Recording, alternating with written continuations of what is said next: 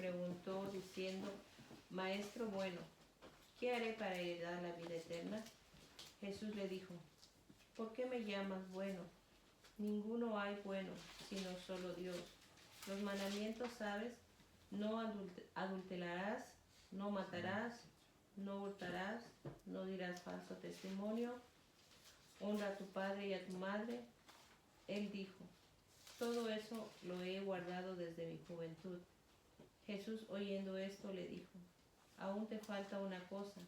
Vende todo lo que tienes y dalo a los pobres, y tendrás tesoros en el cielo, y ven, sígueme. Entonces él, oyendo esto, se puso muy triste, porque era muy rico.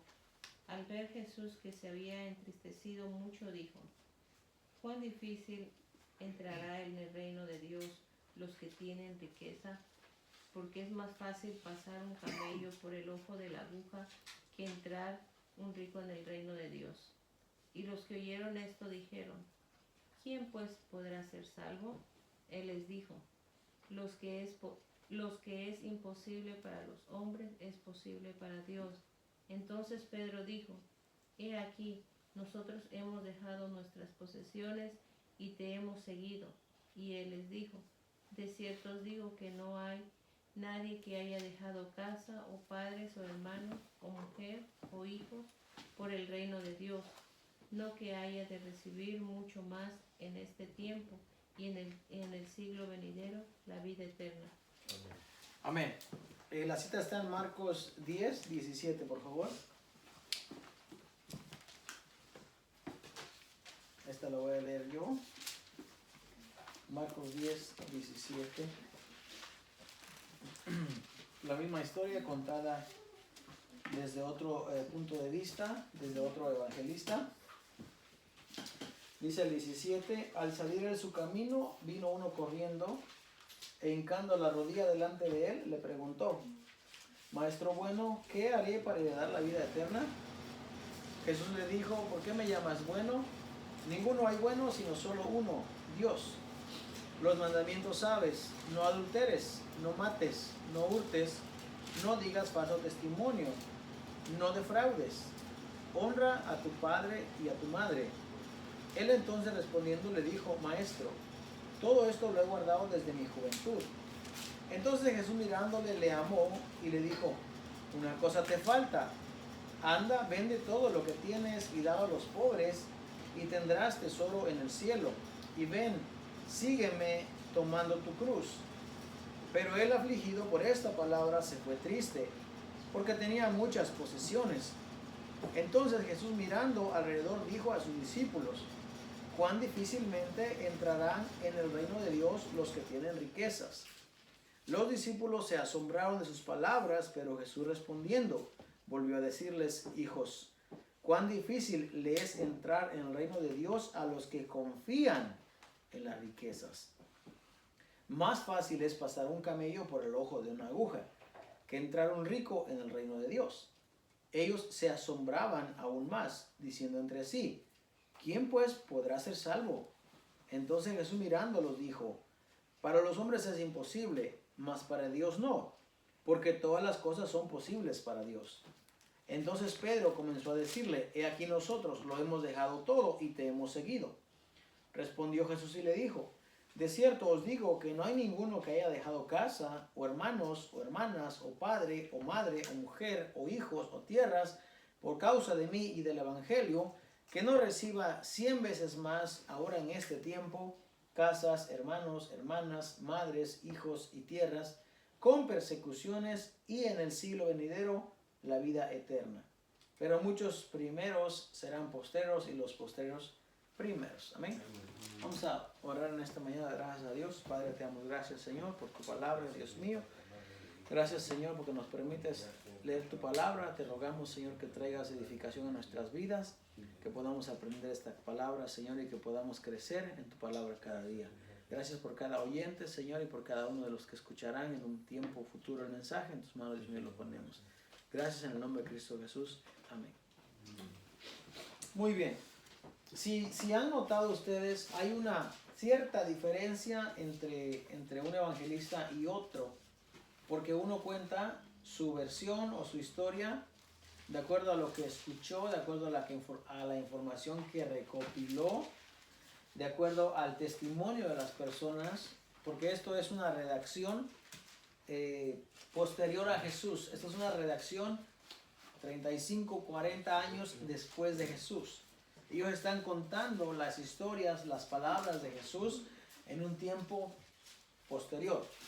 Entonces por eso es que hay cierta como que diferencia en palabras, o alguno cuenta la historia de una manera, al otro la cuenta de otra. Ninguno de los dos está mintiendo, o de los tres, porque son tres evangelistas, Mateo, Marcos y Lucas.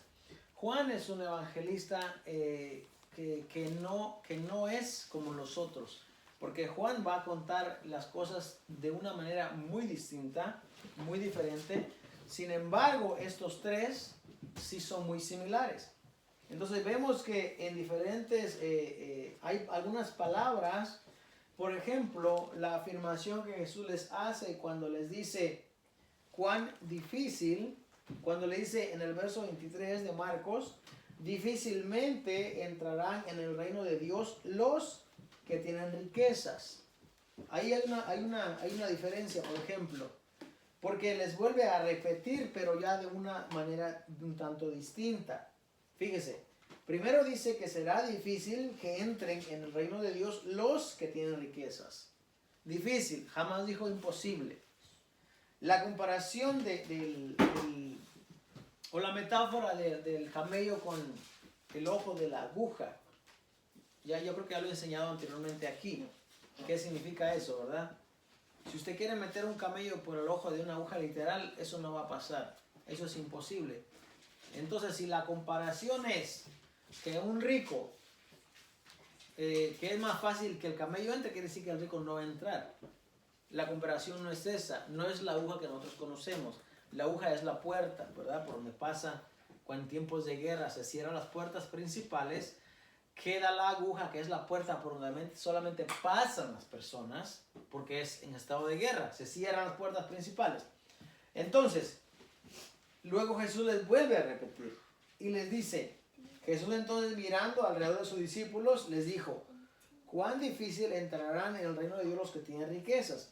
Los discípulos se asombraron de sus palabras, pero Jesús respondiendo, volvió a decirles, hijos, cuán difícil le es entrar en el reino de Dios a los que confían en las riquezas. Es diferente. Tener riqueza es una cosa.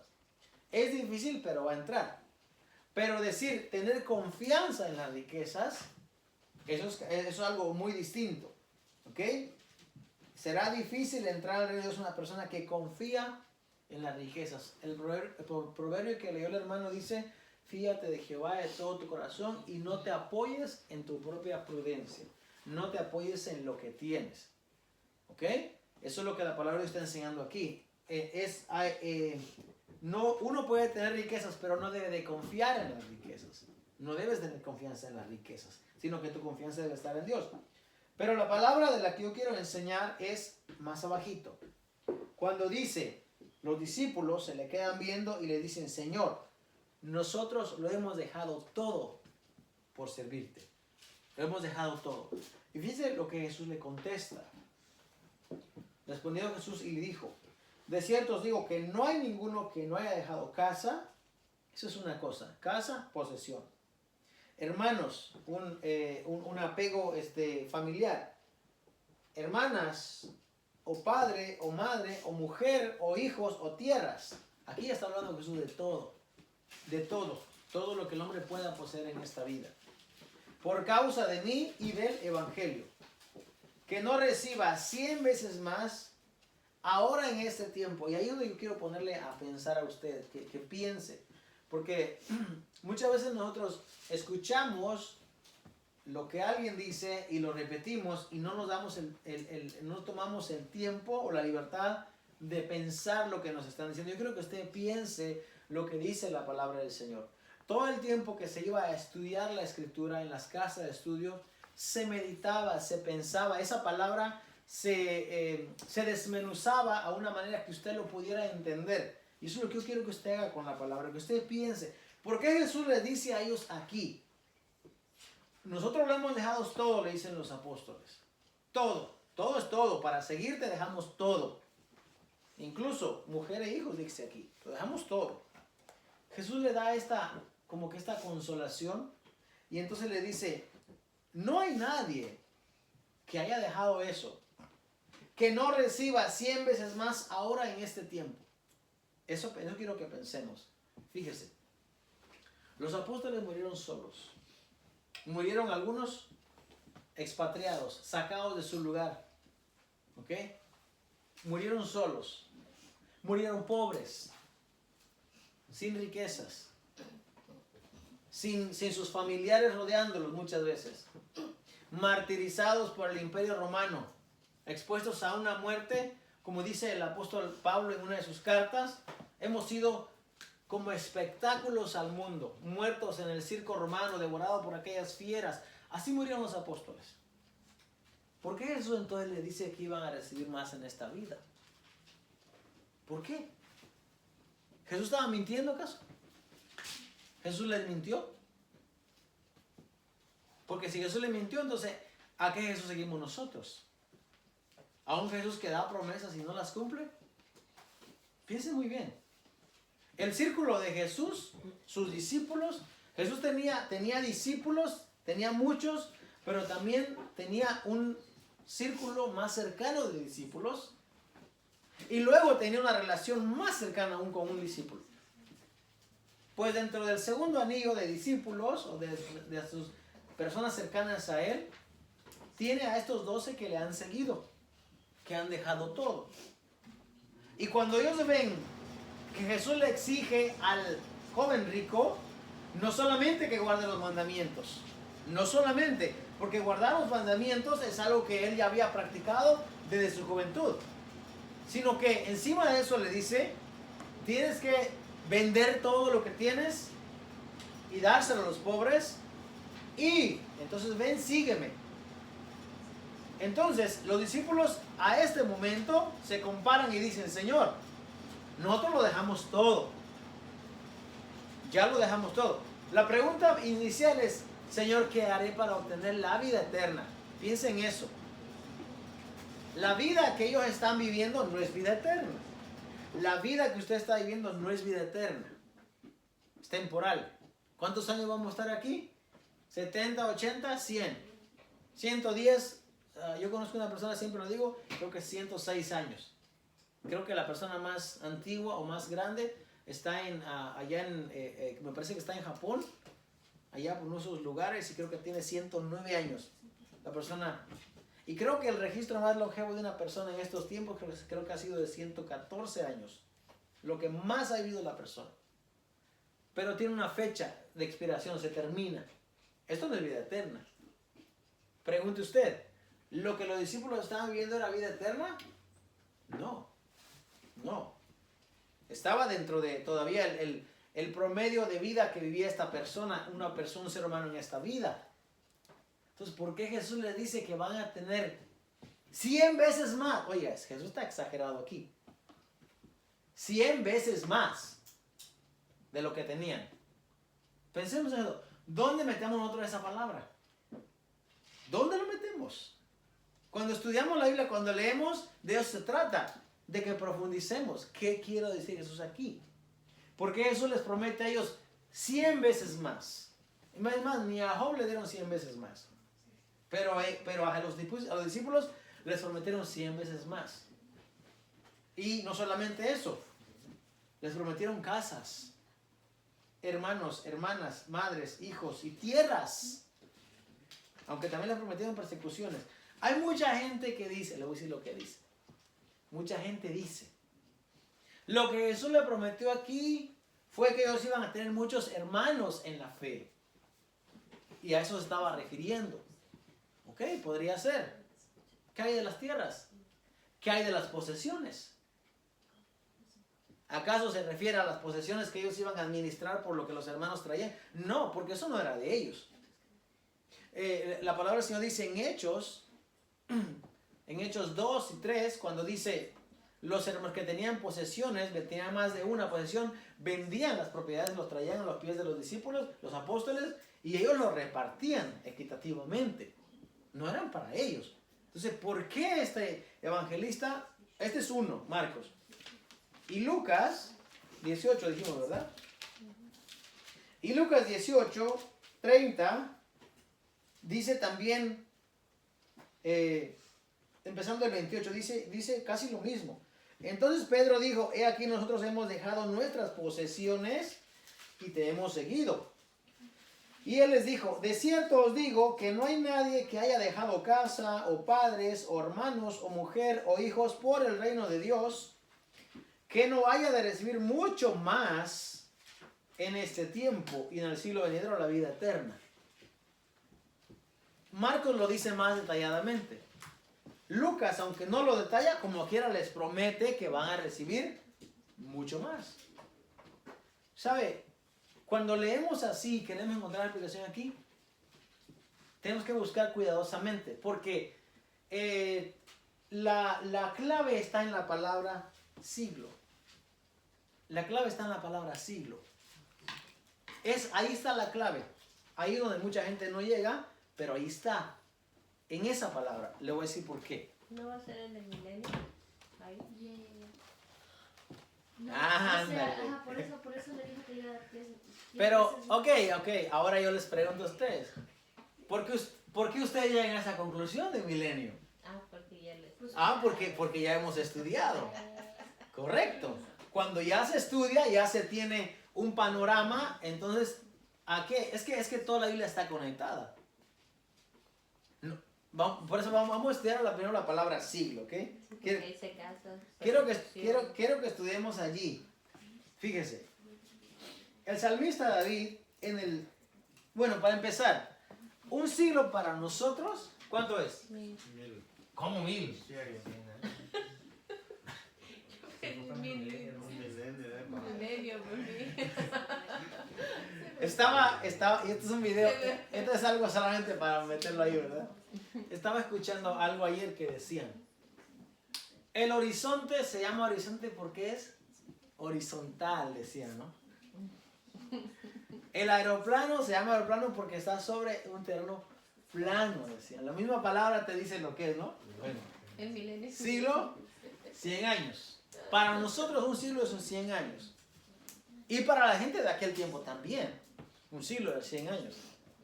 Pero la Biblia cuando se refiere a siglo, a veces se refiere al tiempo, al cronómetro, al cronos, al tiempo. Y a veces se refiere a un lugar de vida. Por ejemplo, vamos a ver lo que dice la Biblia.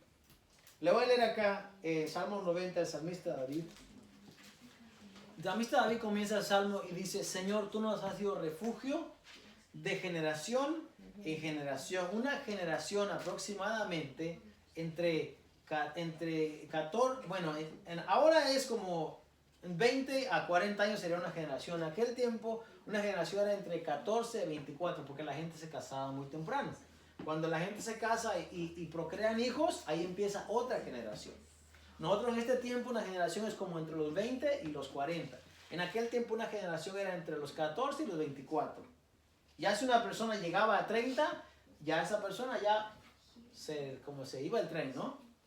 Entonces, dice el salmista David, tú nos has sido refugio de generación en generación. Y luego dice, antes que naciesen los montes y formase el cielo y la tierra. Dice, desde el siglo hasta el siglo, tú eres Dios. O sea, de tiempo, principio, hasta el otro tiempo, tú eres Dios. O sea, Dios lo llena todo en todo el tiempo. En todo. Para Dios no hay tiempo. Dios es Dios de una generación a otra. Dios es Dios del comienzo del mundo hasta el final del mundo. Tú eres Dios. La idea está clara. Dios es Dios de todo. Bueno. Ahora dice, en el en Mateo 12:32 dice el Señor Jesús. Cualquiera que diga alguna palabra contra el Hijo del Hombre será perdonado, pero el que hable contra el Espíritu Santo no será perdonado, ni en este siglo, ni en el venidero. Ahora, aquí Jesús ya no está hablando de tiempo. Aquí Jesús está hablando en esta vida o en la vida venidera. Ahí está hablando de dos cosas diferentes. Dice también Jesús en Mateo 13:22. El que fue sembrado entre espinos es el que oye la palabra, pero las preocupaciones de este siglo, de este tiempo, de este mundo, y el engaño de las riquezas ahogan la palabra y se hace infructuosa. ¿Ven? Tito dice, Tito 2, 11 y 12 dice: la gracia de Dios se ha manifestado para salvación a toda la humanidad y nos enseña que renunciando a la impiedad y a los deseos mundanos vivamos en este siglo sobria, justa y piadosamente. Y ahí la palabra siglo se está refiriendo a en este mundo, en el tiempo en el que ellos están viviendo. 1 Timoteo 1:17. Por tanto, al Rey de los siglos, inmortal, invisible, al único y sabio Dios, sea honor y gloria por los siglos de los siglos. Lo mismo que el Salmo 90. De tiempo a tiempo, a Él sea toda la gloria. Y ahí está refiriendo a todo el tiempo. Marcos 10:29. Respondió Jesús y dijo: de cierto os digo que no hay nadie. O sea, ya lo leímos. Segunda de Timoteo 4:18 dice: y el Señor me librará de toda obra mala y me preservará para su reino celestial. A Él sea gloria por los siglos de los siglos. Amén. Vamos a leer otro que está. Hay un montón de versos. Hay un montón aquí. A ver, Romanos 12:2. No os conforméis a este mundo, sino transformamos por medio de la renovación de vuestro entendimiento, para que comprobéis cuál sea la buena voluntad de Dios, agradable y perfecta. La palabra ahí para este mundo también es lo que se refiere a siglo. Entonces, siglo puede significar varias cosas. Puede significar el tiempo, el cronos, que sería 100 años, o puede significar esta vida y la vida venidera, dependiendo de cuál sea el contexto. Ahora vamos entonces a lo que dijo Jesús. Jesús, cuando les está diciendo, van a recibir 100 veces más, que dijo el evangelista, ¿verdad?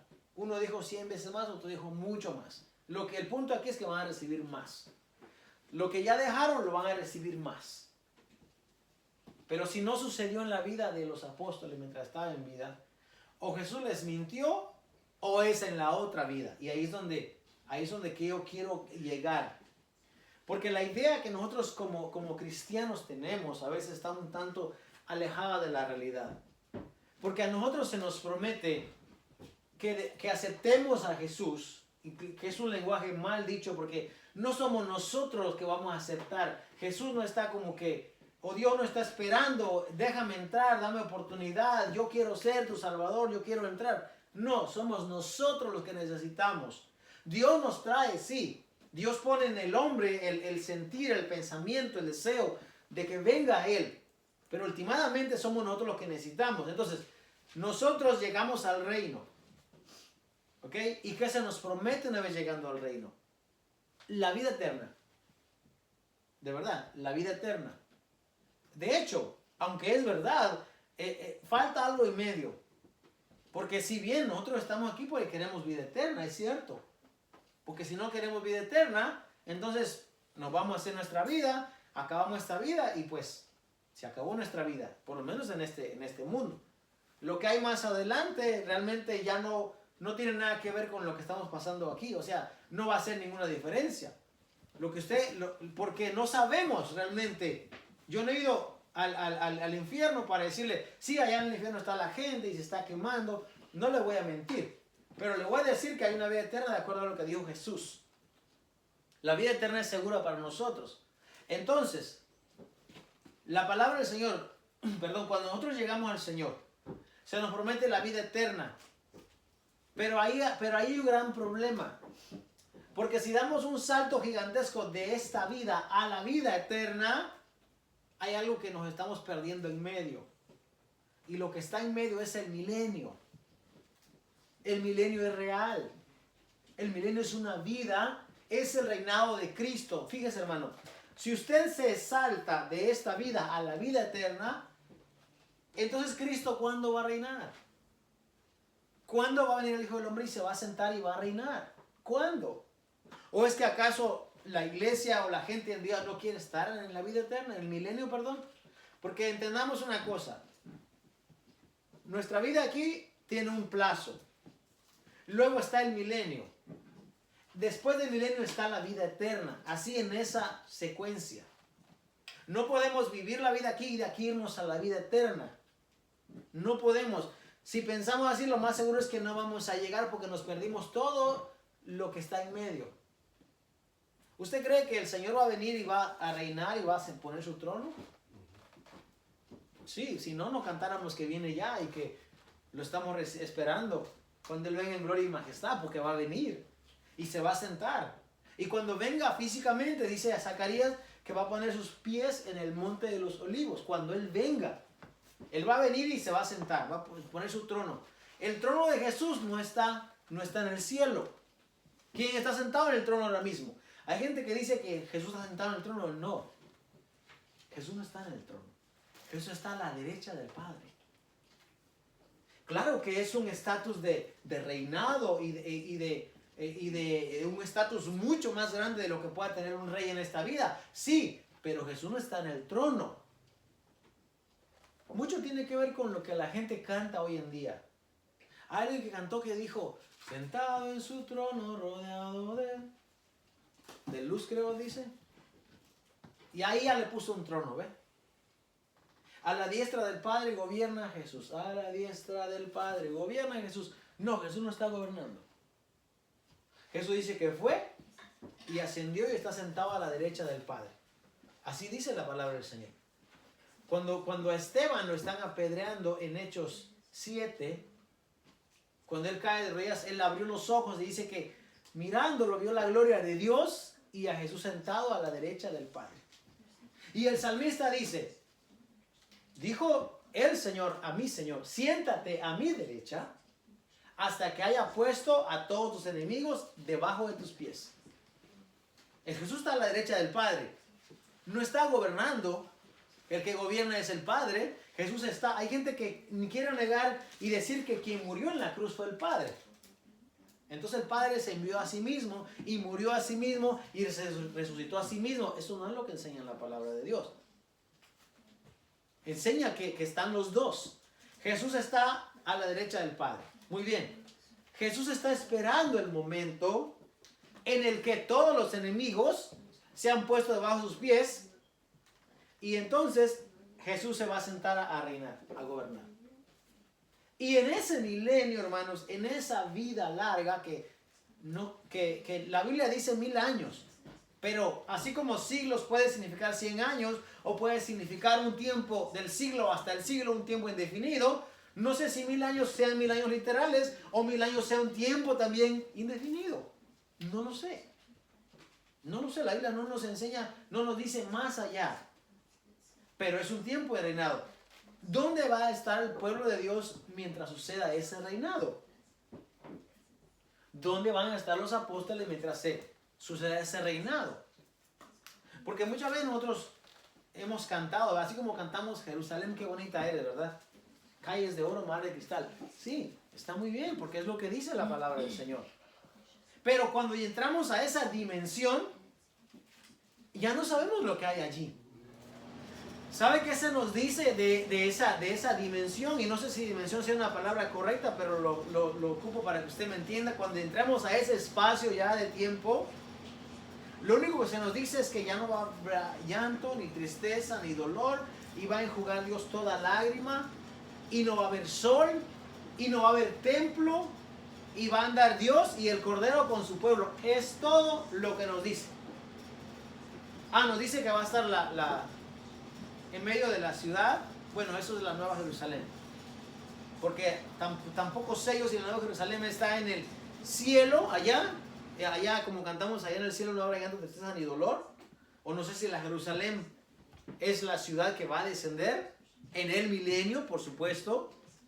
Se nos dice muy pocas cosas realmente del cielo.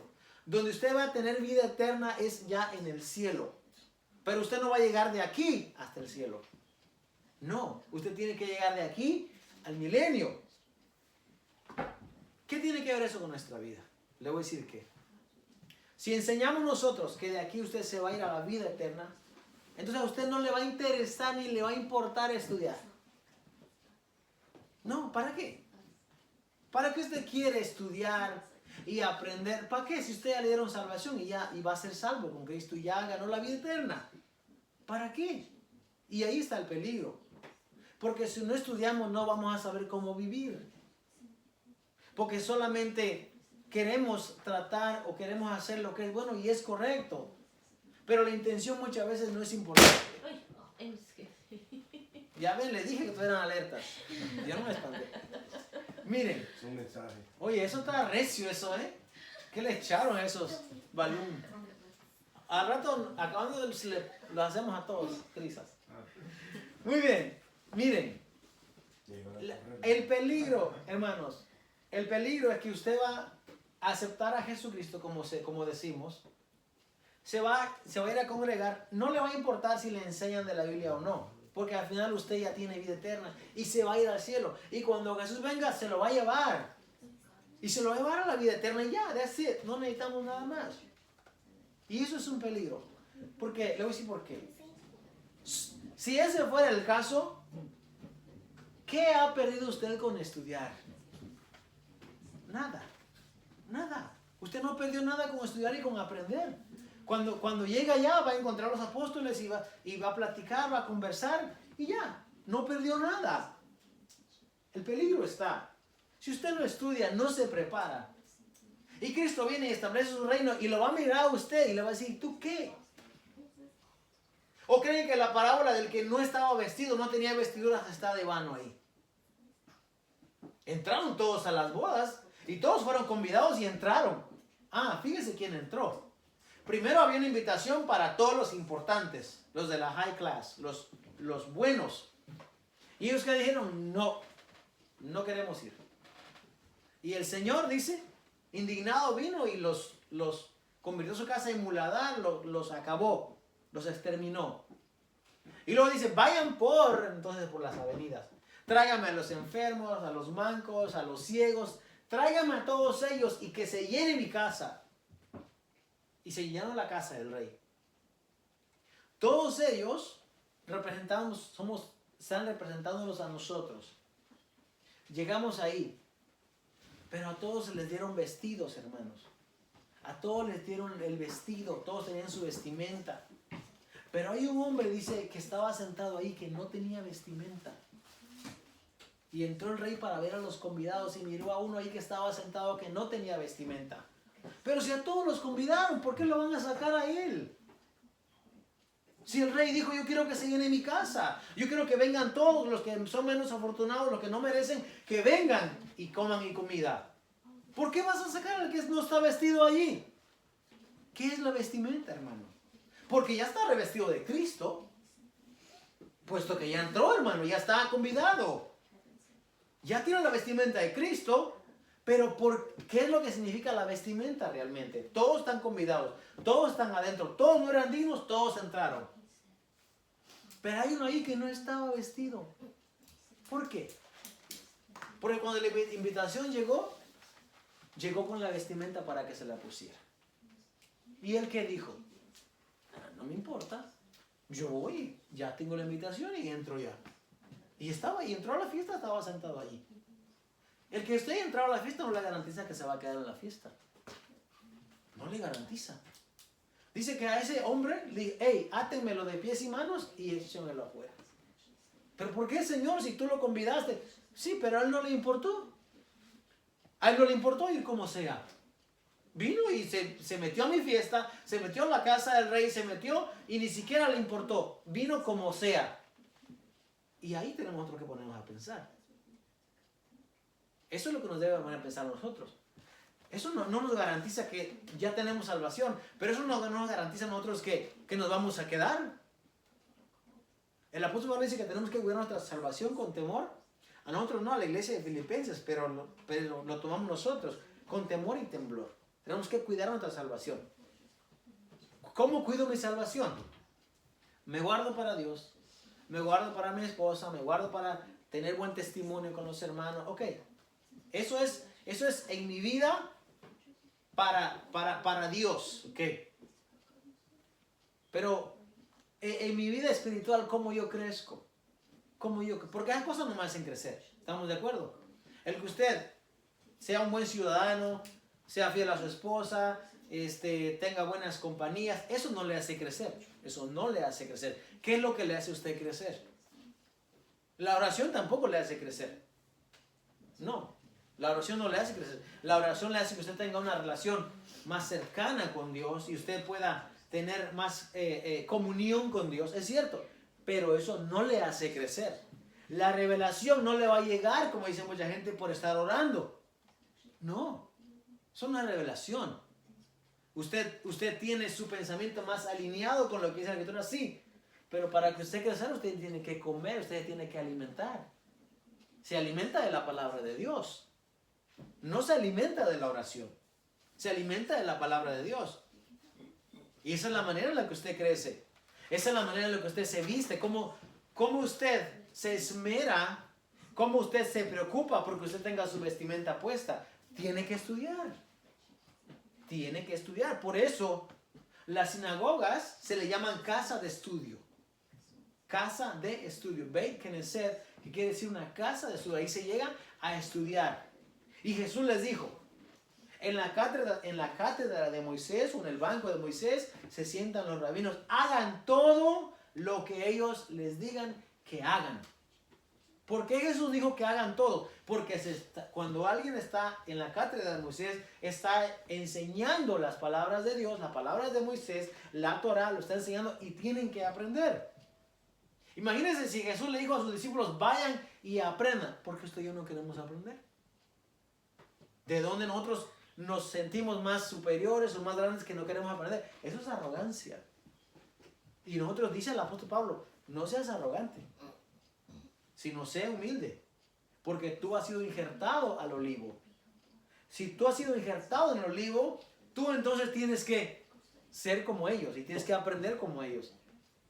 Entonces, resumiendo, ¿nuestra vida es una vida eterna? Sí. Pero antes de la vida eterna tenemos el milenio de Cristo. Y eso no lo inventé yo, está en la Biblia, lo hemos estudiado. El milenio de Cristo es un tiempo prolongado, es un tiempo largo. En ese tiempo, dice, porque Jesús en otra ocasión les dice a los discípulos, en este siglo se casan, se dan en casamiento, en este siglo. Pero los que fueren dignos de alcanzar aquel siglo, aquel reino, allá no se van a casar ni se van a dar en casamiento. El milenio, hermano, va a ocurrir en esta vida, en este tiempo. En este tiempo va a ocurrir el milenio. Después del milenio, dice 1 Corintios 15. Es muy importante ese capítulo de 1 Corintios 15. Porque ahí nos dice el orden de los hechos, cómo va a acontecer.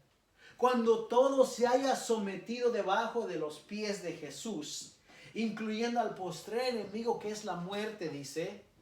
Entonces Cristo entregará todo al Padre. Y Cristo mismo se someterá al Padre. Y ahí sí, la vida eterna. Ahí sí ya llegamos. Pero imagínense todo lo que tenga que pasar para que llegue eso. ¿Dónde va a estar usted y yo? Eso es lo que mucha gente no entiende. ¿Dónde va a estar usted y voy a estar yo? ¿Qué vamos a estar haciendo? ¿Cuál va a ser nuestra función? Porque Jesús le prometió a ellos casas, bienes, posesiones y en el siglo venidero la vida eterna. O sea, la vida eterna no le limita, no le excusa a que los apóstoles hayan disfrutado todo eso. Jesús se los prometió. ¿O qué? ¿Jesús les mintió? Jesús no le mintió. Ellos entendían lo que Jesús estaba diciendo. Entendían el concepto porque Jesús anticipadamente le había hablado, le había dicho que el Hijo del Hombre va a venir y se va a sentar en su trono. Ellos ya sabían todo eso. Cuando les promete eso, los apóstoles entienden. Fíjese, si Pedro y Juan y Jacobo lo hubieran entendido como una persona de hoy en día lo entiende, cuando le llegó la tribulación y el momento que lo dejaron sin casa y hubiera dicho, ¿qué es lo que Jesús me prometió? Porque Él me prometió que iba a tener más aquí. Pero ¿sabe qué? En vez de eso ellos iban gozosos a morir. Iban gozosos a morir. ¿Por qué? Porque sabían lo que Jesús les había prometido. Porque sabían que venía algo. Y aparte de ese algo, la vida eterna. Por eso Pablo lo dijo. Yo digo, y estoy dispuesto no solo a que me aten, sino hasta entregar la vida por él. Porque Jesús había experimentado lo que hay también. Jesús sabía, el apóstol Pablo sabía lo que hay más allá. Usted y yo, ¿qué sabemos? ¿Qué conocemos? Si nosotros llegamos a esa conclusión de que Dios tiene algo mejor para nosotros, hermano, usted va a vivir cada día para Dios. Se va a guardar cada día para Dios. De verdad. Es una responsabilidad. Tenemos que guardarnos y hacer todo para la gloria de Dios. Como les dije la vez pasada. Cuando usted viene, Dios no lo espera aquí y se mete en usted. Y cuando usted se va, Dios se queda aquí. No. No, hay gente que piensa que Dios solamente está en el lugar de reunión. No. No, el apóstol Pablo dice, ¿no sabéis que soy templo del Espíritu Santo? Y que el Espíritu Santo mora dentro de ustedes. Dice el apóstol Pablo a Corintios. Corintios 3 le dice, ¿no sabéis que es un templo del Espíritu Santo? Entonces, usted lleva el Espíritu Santo. Entonces, cuando vivimos, debemos de vivir como que Dios nos está viendo. Aquí, está a nuestro lado, aquí o acá, donde quiera que usted lo quiera tener. Donde sea su lugar más fuerte. Ahí está. Y entonces debe de cuidarse. Debe de cuidarse para Dios. Debe de cuidarse porque tenemos que vivir en santidad para Dios. Cuidémonos de vivir en santidad para Dios y aprendamos la palabra de Dios. Bueno, por ahora vamos a dejar la clase ahí. Esperamos que hayamos aprendido algo. Poco a poquito vamos a ir abundando más. Tenemos mucho que estudiar, hermano. Mucho. Yo les prometo, hermano, que cada vez que nos sentemos a estudiar, vamos a encontrar algo nuevo. Para la gloria de Dios. Amén. Amén. Vamos a dar gracias a Dios en esta mañana. Acordémonos de orar siempre unos para con otros. Oremos por nuestro proyecto. Vamos ya avanzando. Cada día hacemos un poquito más. Esperamos avanzar y tener un lugar diferente, ¿verdad? Mejor, más acondicionado. Ahí ya no va a haber frío ni habrá calor tampoco. Sí, el Señor así nos permite. Ponemos de pie, por favor. Vamos a orar esta mañana. Hermano Carlos, por favor, dirija la oración.